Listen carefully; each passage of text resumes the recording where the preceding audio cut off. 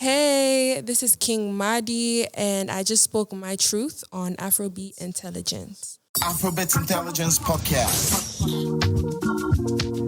Afrobeat Intelligence, democratizing African music. Okay. I don't know how to start this. But it's good to see you. So this is a special edition of the Afrobeats Intelligence Podcast. We're calling this the Afrobeats Time Capsule. Mm-hmm. So what we're doing is we're trying to create a time capsule for sponsored by Oraimo, of course. We're trying to create this time capsule for different stages of Afrobeat, where we're coming from, where we are, and where we're headed. I think you're really leading the part where we're headed. Oh, that's amazing. That's really sweet to say. Thank you. And thank you for your work. Thank you for your work. I discovered you when you began to garner, when your song Ole began to garner like a lot of like public applause. The streams were shooting up. Yeah. The music was super. And I'm like, who is this? And to now discover that you're young. And you came in at a time when you came in before you turned 18. Yeah. When did you start professionally?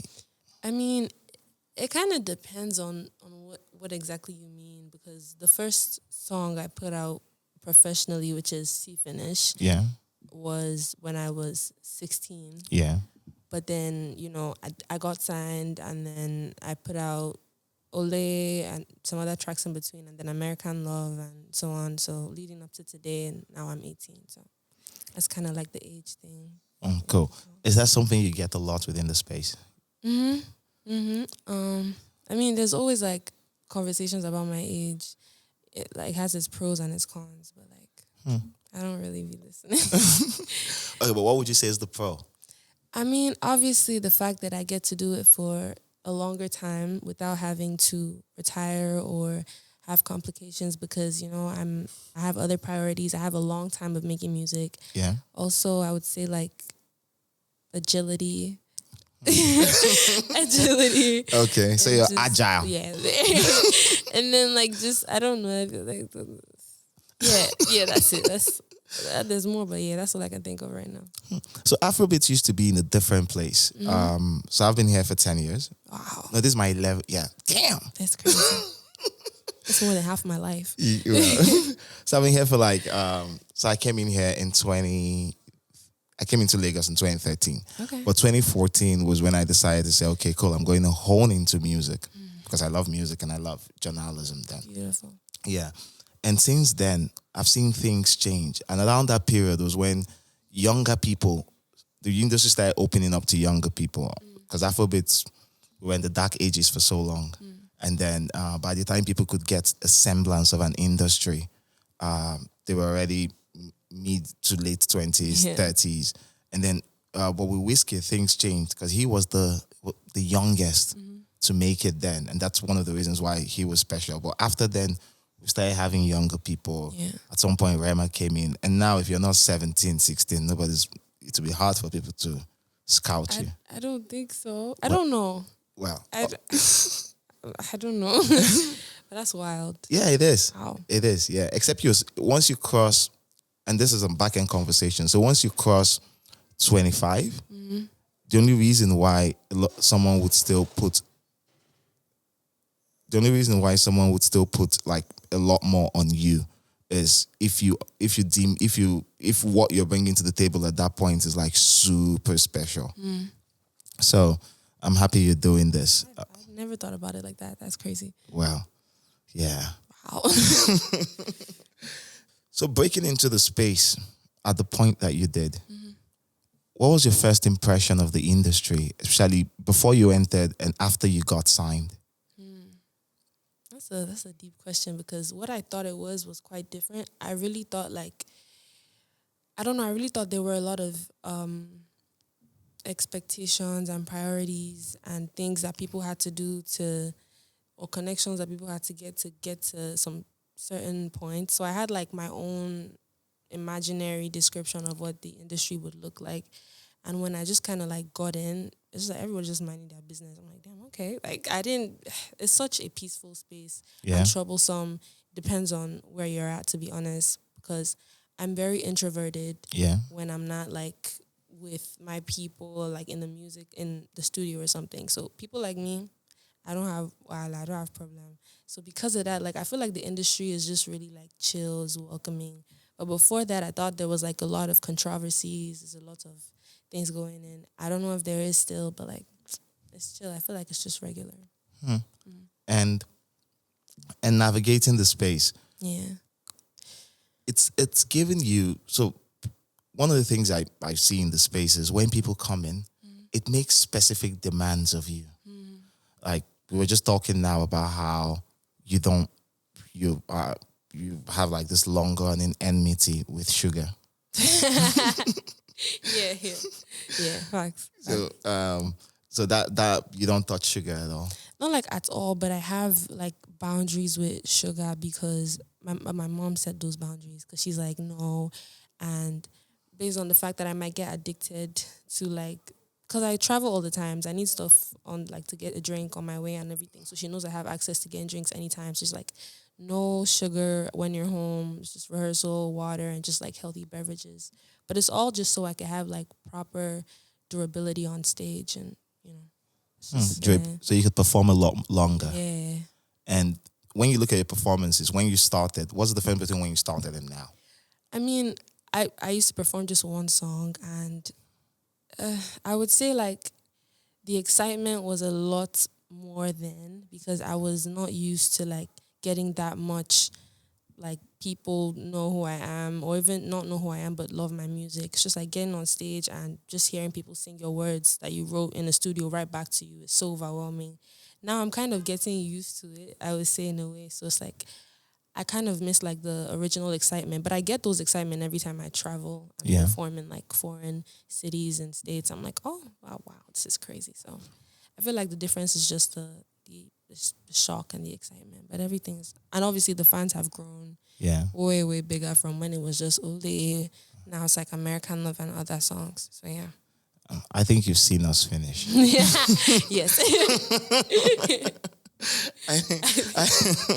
That might be. I think you have, because I once had a conversation with this guy once.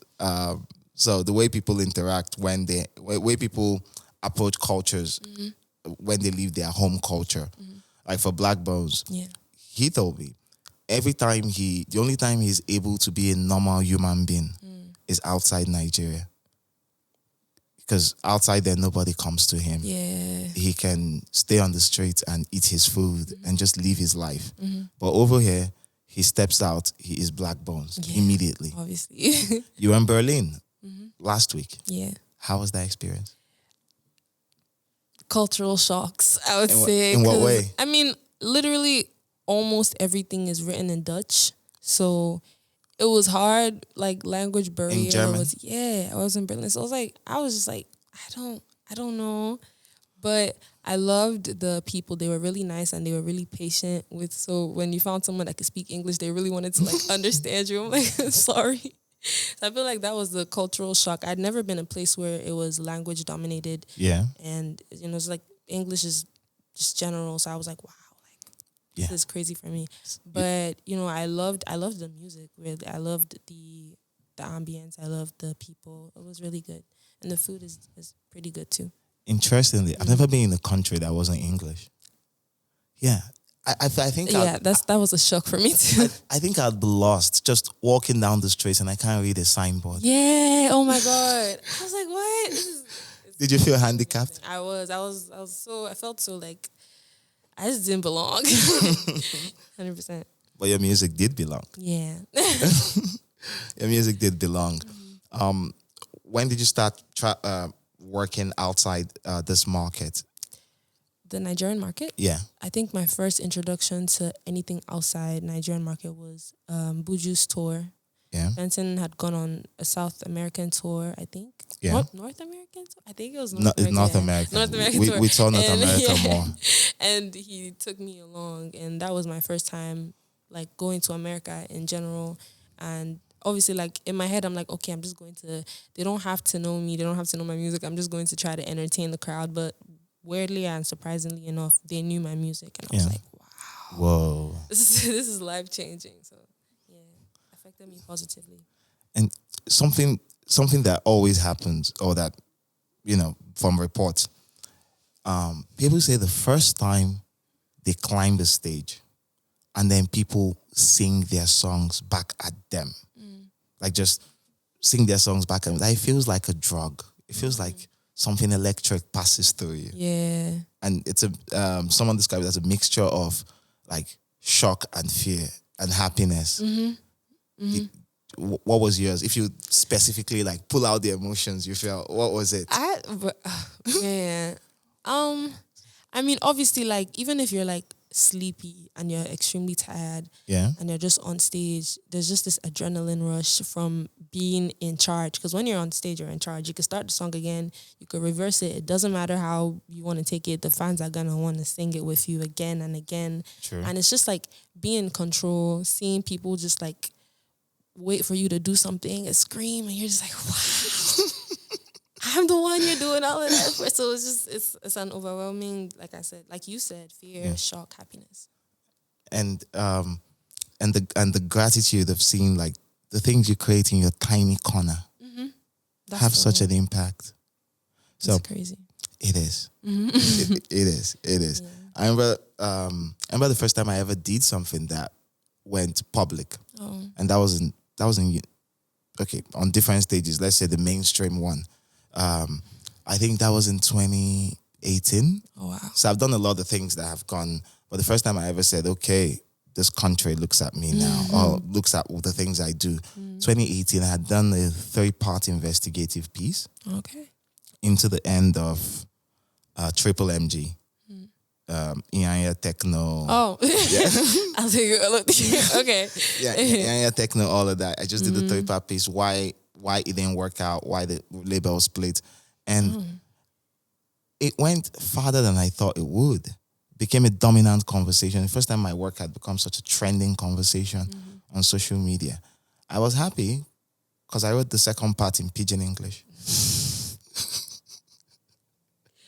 That's crazy.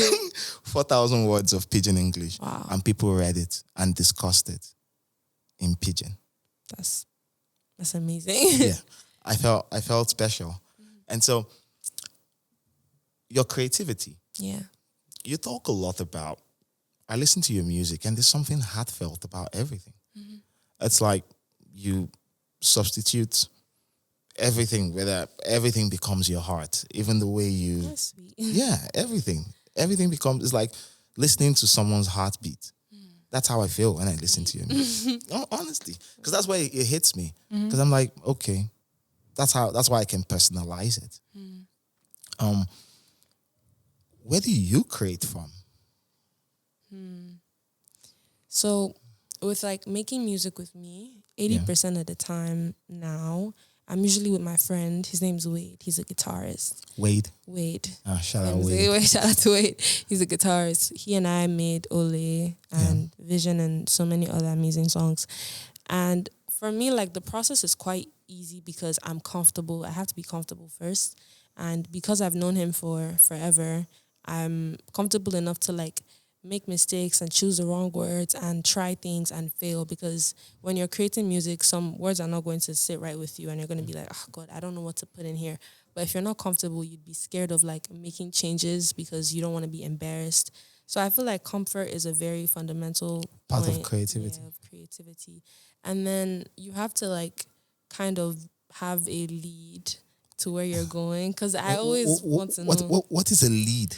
It's kind of like, where are we going with the song? What's the topic? What are we going to be talking about? And we can't go off the topic because it just, like, there's nothing to it anymore. And so for that, I like my songs to most oftentimes be like storytelling songs. Yeah. So where you can like envision what's happening while listening to it. And I feel like most times I do justice to that. Like songs like Ole and American Love, I meant them to be like a story of some type of scenarios. And with Ole was like my attempt to write a love song, because I apparently was not like great in that area. And love song. What were you great in before then? I had made a song before then, and then I called my mommy to pick me up from the studio. And she was like, oh no, we're going to take a bit of time. So I'm like, okay, let's just do something else. And I wanted to make a love song. Yeah. So I wrote the lyrics because I was trying to piss Wade off. Like, I was trying to just be funny. And he saw it and he was like, that's what we're recording. I'm like, no. I'm just joking. So your first hit came from you trying to piss another person off. I was just joking. Like, I was not serious with the lyrics at all. Like, I didn't think like he was going to actually make me record it. And when he was like, yeah, let's do it. And then I recorded it. I sent it to my team because I send every like song I record to them. And Miss Joy, she was like, oh, this is a hit. But you're gonna correct a couple of words in this. So I feel like everyone was nervous about the lyrics. I was nervous about the lyrics, but at the end of the day, we just like trusted our gut and just let it out. And when did you know you were right? I didn't think the song would go big, if I'm being honest. I thought like a couple people would enjoy it. I didn't think Buju would want to be on it. I didn't think like, there was just so much that I didn't really believe in when it came to the song because I hadn't had like a global hit like that before. That was my first like main song that got me to a couple million downloads, and it was like my first hit. I would say that. I feel like that's my first proper hit. So I didn't really like believe in it enough until it proved itself, and I was like, wow, people Mind really blown. like this stuff. Okay, so yeah. Well, isn't it interesting as a creative that, and isn't it funny how the universe works? I like to think of ideas. I learned this somewhere, but I like to think of ideas as a life form on its own because you don't know where it comes from. Fact.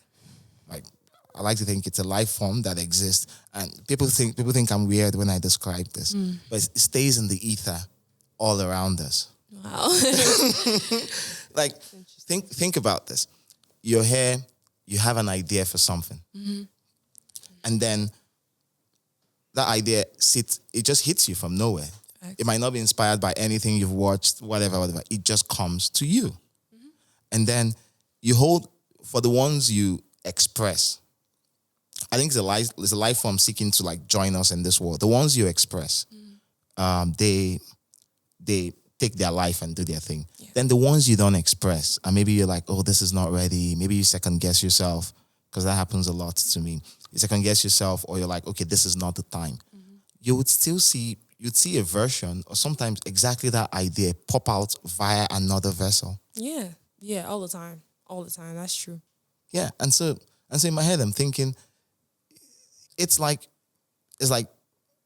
life forms, they're just looking for who to express, to push them out into the world. And if you reject them when they come to you, they'll go look for another person. That's deep. That's real deep. You've never thought about it like that? I never thought about it like that. I never thought about it in general. But that's deep.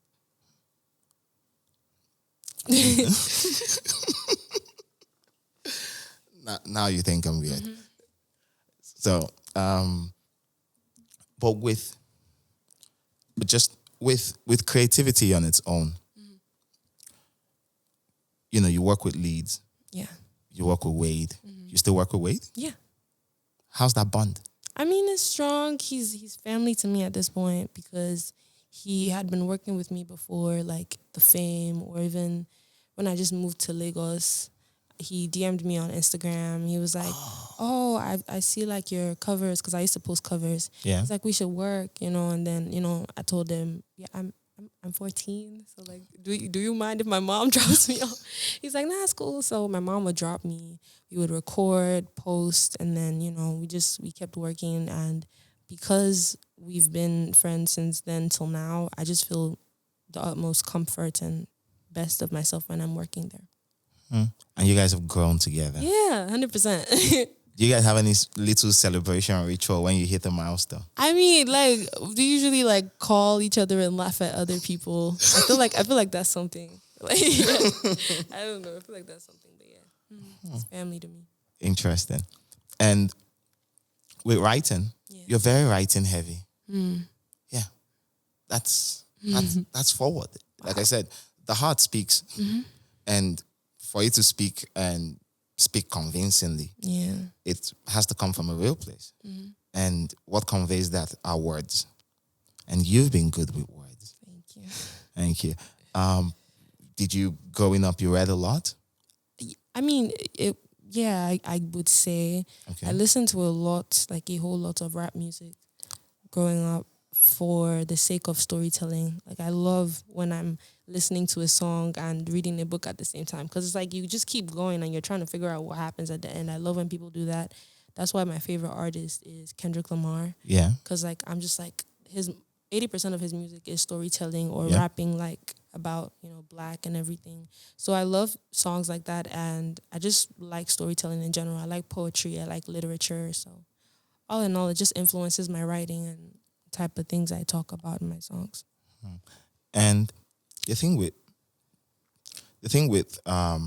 writing, a lot of people in this market, or rather, it's sort of conventional knowledge that the music we make here isn't dependent on writing. Do you think that the writing isn't such a strong part of it? Yeah, I feel like it's optional. I feel like music is an emotion. That's Yeah. just like how I feel. So it's either the beat or the vibe is moving you, or you're interested in. Most times you don't even understand what people are saying. Some people that speak in like other dialects, you might not understand it, but you like the way it sounds. So I don't feel like lyrics is as important as it should be. Yeah. But that's how I feel about it too. Yeah, I agree. Yeah. And with the structure of writing, someone told me writing obeys all the rules. Writing music obeys all the rules of storytelling. So who, what, why, and where and how. That's deep. Yeah, and the chorus is the why. Okay. I can see that happening here. So if you can start off and then you take people on a journey, a verse, break. But when you get to the hook, chorus. the hook, that's where everything makes sense. Because let's go. Let's do a little this thing with one of your songs. Choose one song. American Love, I guess. Okay. Okay. Okay. With American Love, it goes the hook. I want to. I knew I picked that one. Why did you pick that I one? want to see how, because okay.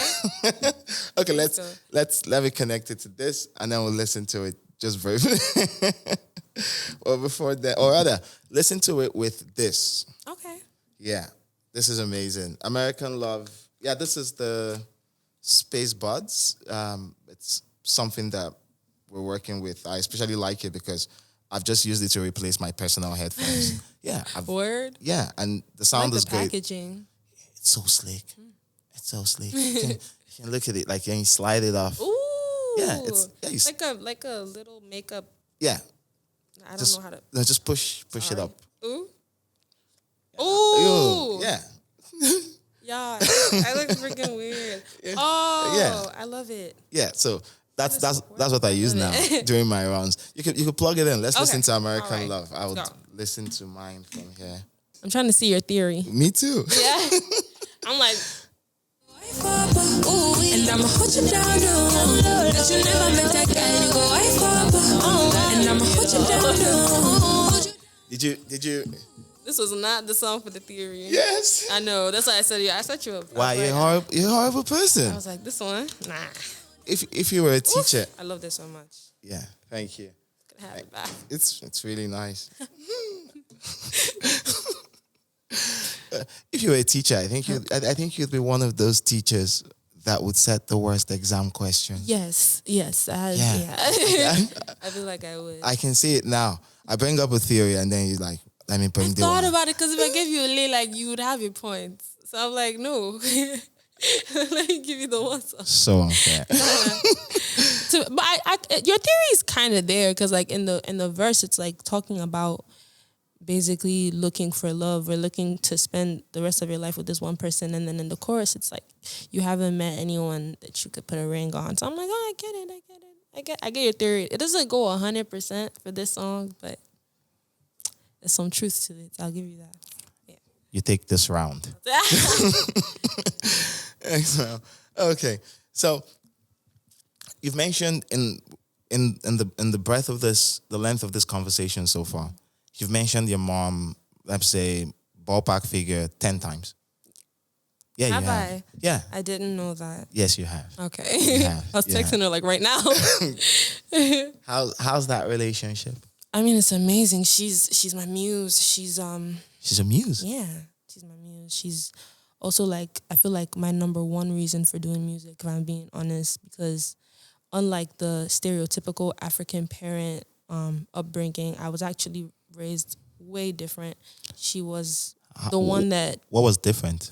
I mean, unlike people, African parents, I would prioritize that because they always like prioritize education found in school more than anything else because they believe in stability. I feel like their theory is if you go to school and you graduate and you have like a degree, your life is more stable, or it's more like likely to get stable because you're going to get a job and get minimum wage and then have a house. They just want the regular like procedure so they know you're safe.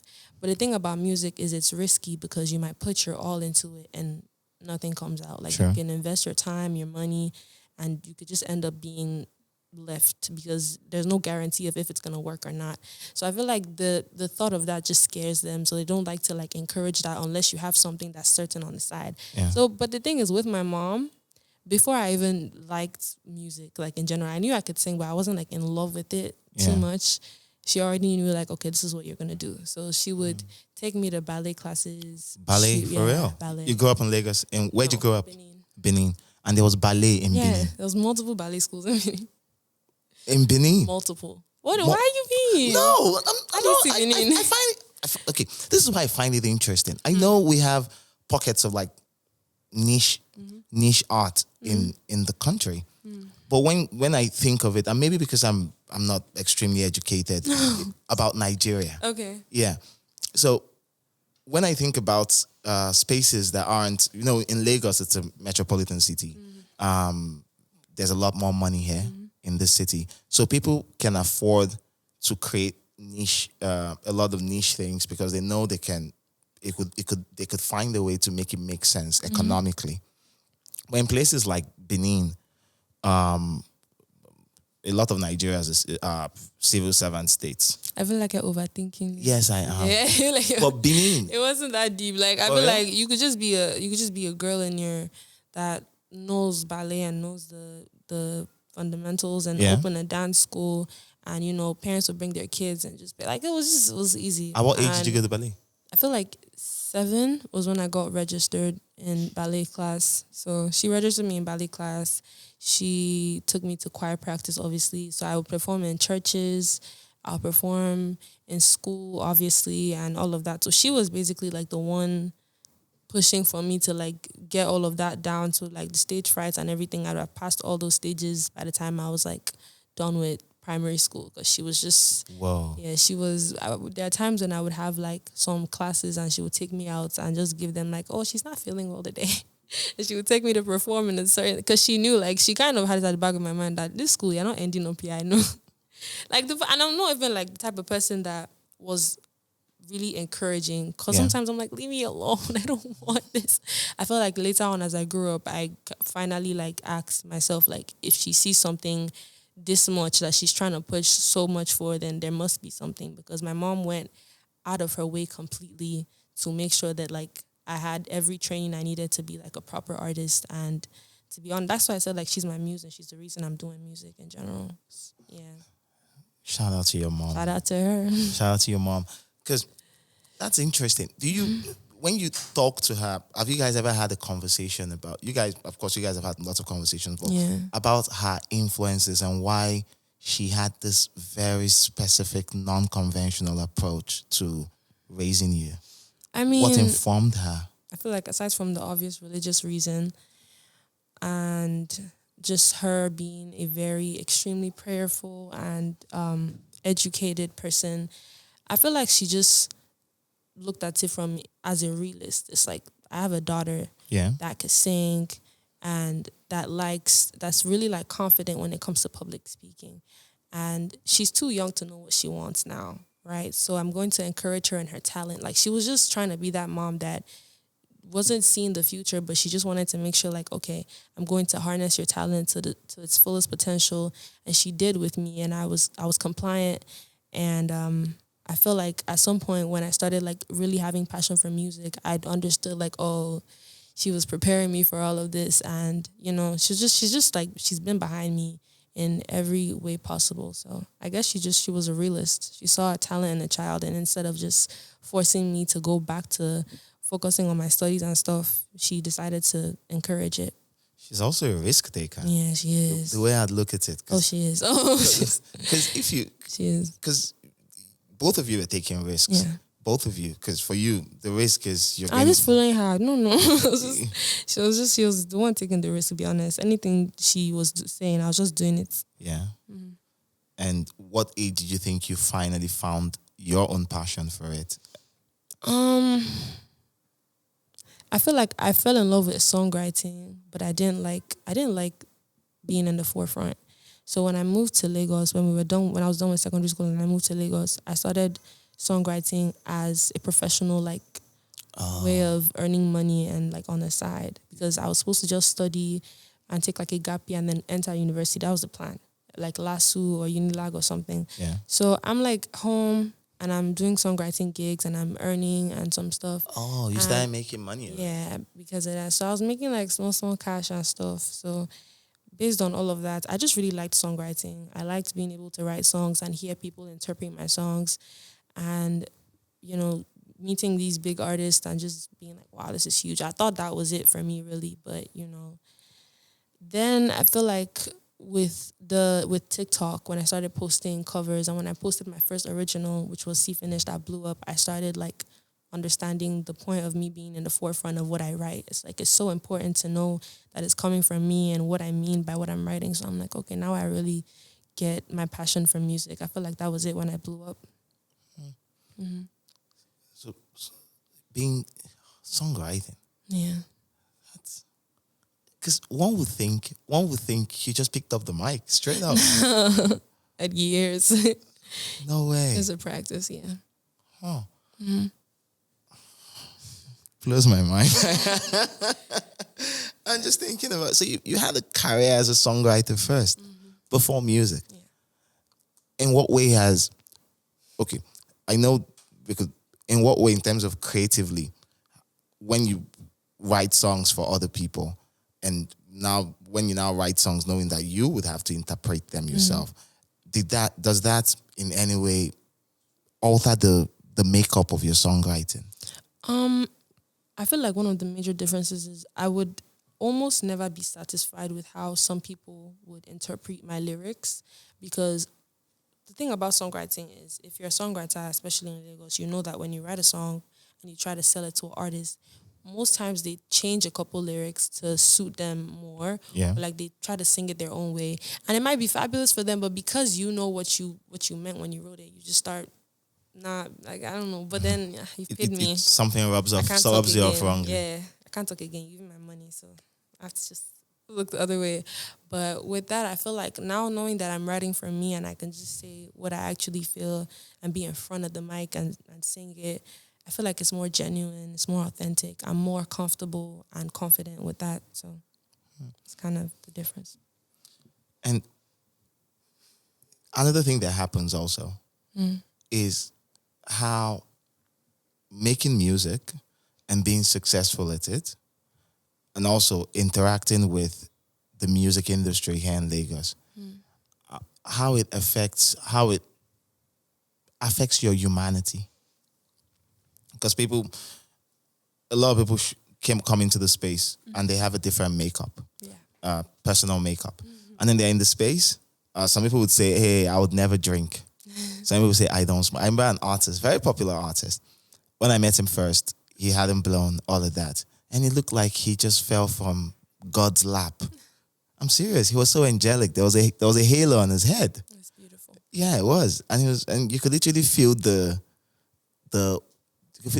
innocence when you speak to them and when they create. But then that person disappears for a few years. And I mean disappear, like I didn't talk to them for a few years. And then the next time I was sitting across them and we were reminiscing, this guy had become an ebon.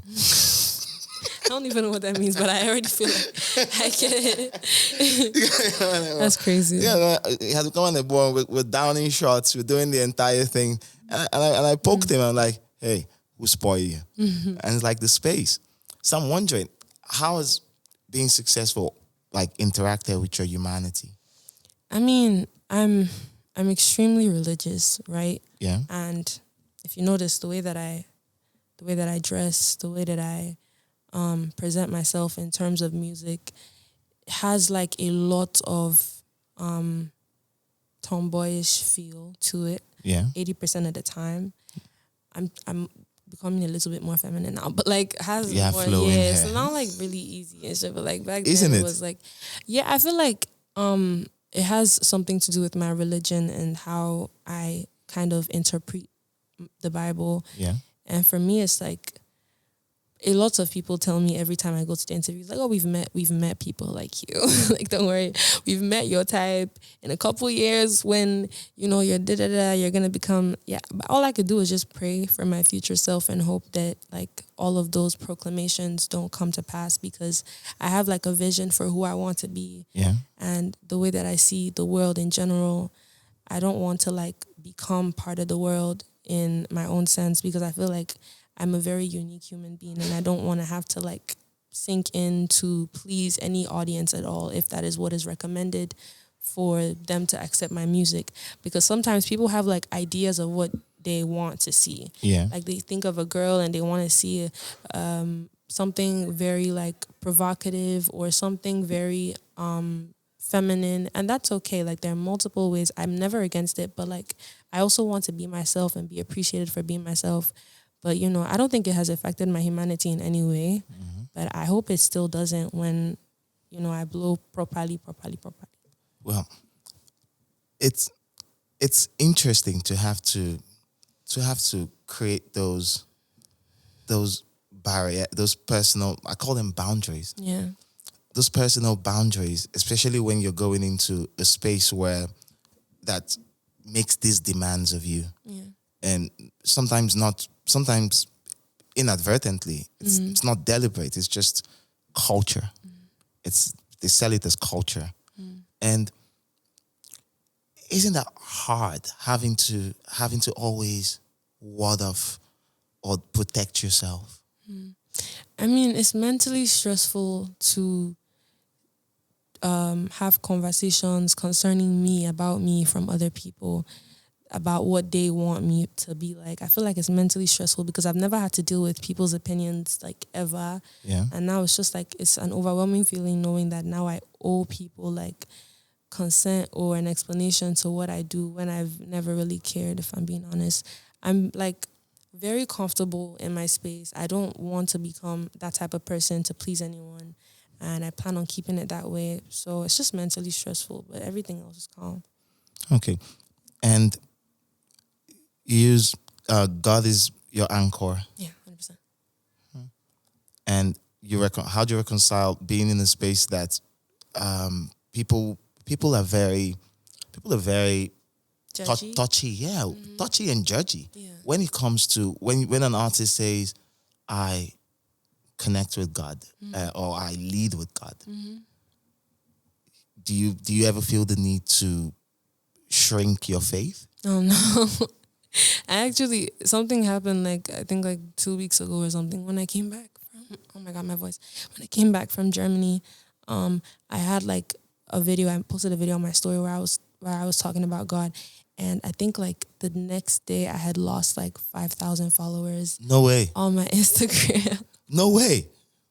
And then blogs were like posting that Qing Madi lost these amount of followers on Instagram for talking about God, yada, yada, yada, yada. And I was like, whoa, that's crazy. But I got like 10K back because people were like, girl, no. So I was just like, this is beautiful to see, but I don't really care. Yeah, I've seen that. I've always wondered about why that was a thing. Yeah, I don't know. And it's global. Mm-hmm. It's global. The hate is global.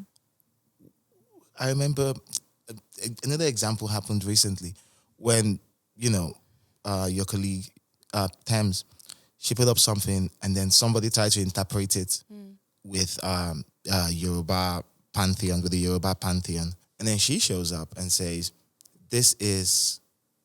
I lead with God. Yeah, it was very like, this is from God. and it was shocking to me. It became such a big topic on the internet. People were like, why would you say God? Why would you say God? And I'm like, but that's her faith. But it makes me happy that you are at this place, and especially like you hold on to that. Thank you. Thank you. So, you recently dropped the Deluxe for Qing Madi. Well done. Thank you. And 10 records. Beautiful. So, for you, why did you go the Deluxe route instead of another EP? To be honest, I don't even know. There was really no like inspirational reason behind any of it, to be honest. I just saw the project and I thought about releasing another project, but then I'm like, so many people have not moved on from this project. I haven't moved on from the project. I want to do a deluxe where I just add in 2 new songs and 1 special song featuring Kiss Daniel, another special song, just like to chip it in and put it out. And, that was just what I wanted to do and led with it, and it's going amazing. So. You did amazing with Cleo. Thank you. With Chloe, rather. Chloe, yeah. You did amazing with Chloe. That shocked me when he came out. It shocked me in a good way. Shocked a lot of people too. Yes, yes. Did it shock you at the initial stage? How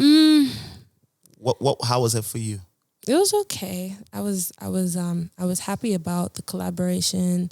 I was not pro collaboration at first when they pitched it to me, like, oh, do you want to have a feature on Vision? I'm like, Vision has no, who do you think we're gonna feature? So obviously I like to limit things a lot and to my disadvantage. So I didn't know who they wanted on it. They had like a bunch of pitches. I'm like, how are we going to get an R&B singer on the song? Because with Vision, I don't think it's as versatile for like anyone to jump on it. It has to be someone that actually is inclined with R&B. Yeah. And my team, they DM'd Chloe's team because we're both under Columbia. Yeah. So it was easy. They DM'd Chloe's team. She sent the verse. I heard it. I'm like, oh. Okay, who's this? And then that's like Chloe Bailey, and I was super excited. I was happy about it, and everything went on. I was glad people got to see her version of Vision. A Vision, and the video shoot. Yeah, it was beautiful. It was nice. It was nice. It was nice. It was nice. And so, since you were in pro collaboration, but you were pro collaboration with Ole. No, still. For real? Yeah. Ole was not made for a Buju verse. Yeah. I had created the song already to put out, but Buju was vibing to C Finish in the car, and I think my friend was the one that told me, oh, Buju Benson is vibing to your song. I was going crazy, and I was like, let me text him and just say thank you, just so he knows like that I appreciate the fact that he gave me that publicity. And so I texted him. I didn't expect him to respond, but he responded. He was like, let's link in the studio. I'm like, no. Because I don't know. I don't want to mess it up. This is the first time I'm physically meeting with a big artist for the purpose of creating music together. So I'm like, I don't know what to do. I was so scared. And so I played him Ole. And I was really scared when he said that he wanted to jump on it, because I'm like, you sure you don't want to like hear anything else? Because, he's like, yeah, that's the one. I scrapped out my second verse. He went straight to the mic, recorded his verse in like 10 minutes. It was so quick. He just kept going and he knew what he wanted. So if he heard something he didn't like, he was going to do it again. He's going to do the backups again. I'm like, I was just shocked at his professionalism, because I was learning so much from how he worked. And that was kind of just how it came. Mm-hmm. And you have how many collaborations now? There's Keys, there's Chloe, there's Keys, there's Chloe, there's Benson.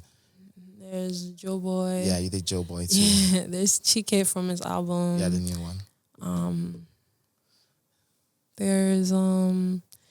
There's Victoni on Basket Mouth's album. Yeah.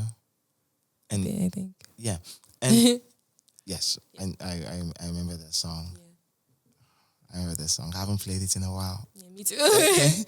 Now you've reminded me.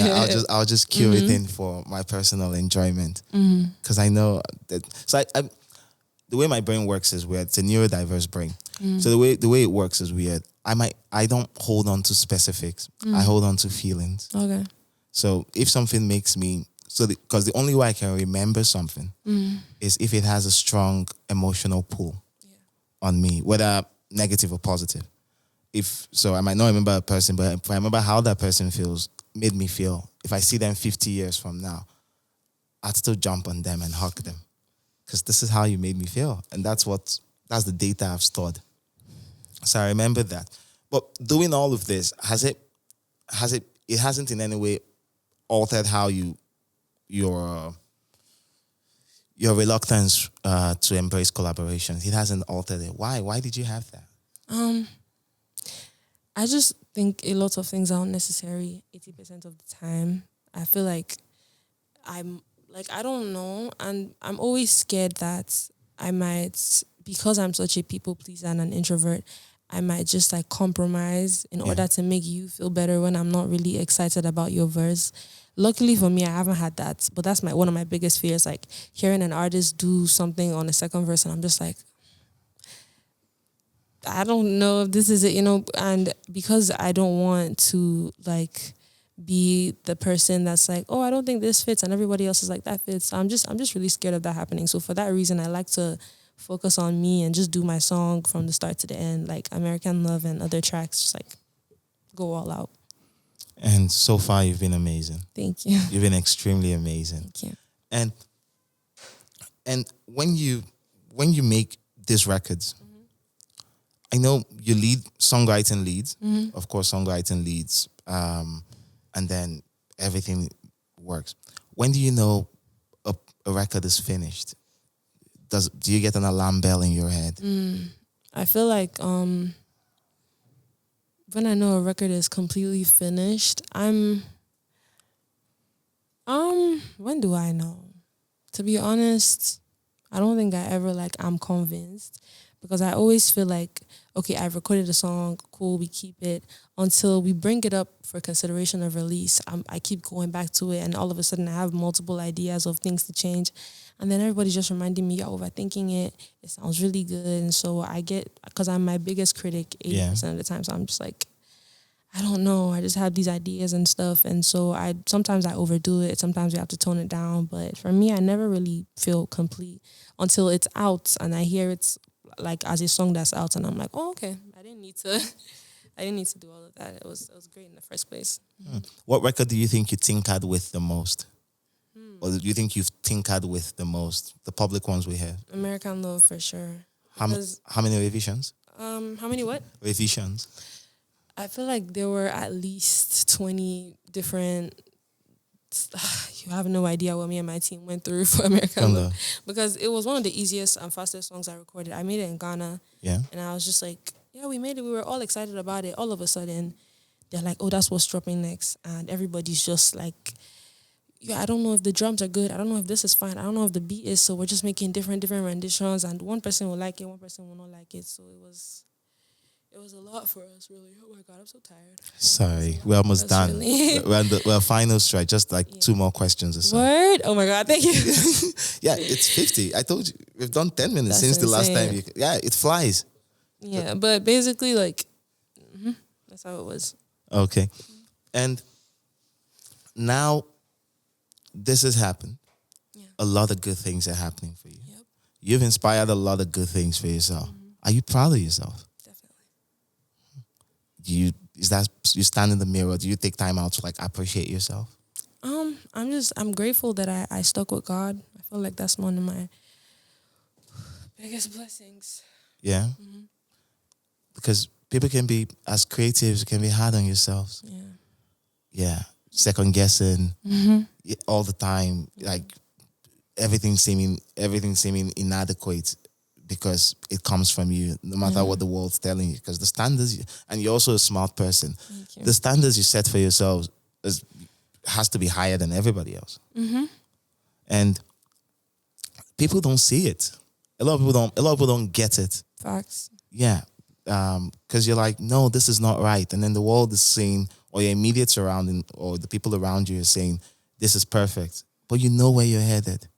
You know when you started this idea, you know where you want to take it. And so, yeah. I'm glad you're proud of yourself. Thank you. And then this talk about generations and this talk about generational talk. This generational talk, or how the world likes to classify generations. You're Gen Z. Does the world make you aware of that a lot, or the industry?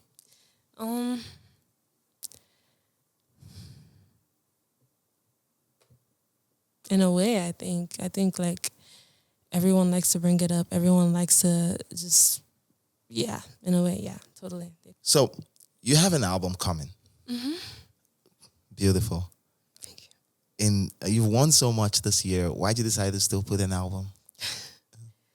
I feel like to solidify my releases, I feel like an album is going to give me a proper statement. Yeah. Because it's like, it's a composition of songs that reveal what I am about. And at this stage of my career, I feel like it's a trademark for me. So I feel like it's very important for me to put out my first album this year. So okay, thank you. I've enjoyed your music. I've enjoyed your music so much, and I will look forward to that album. Thank you so much. Thank you for doing this. You've Thank done you for having me. handshake. Oh, thank you. Thank you. This was fun.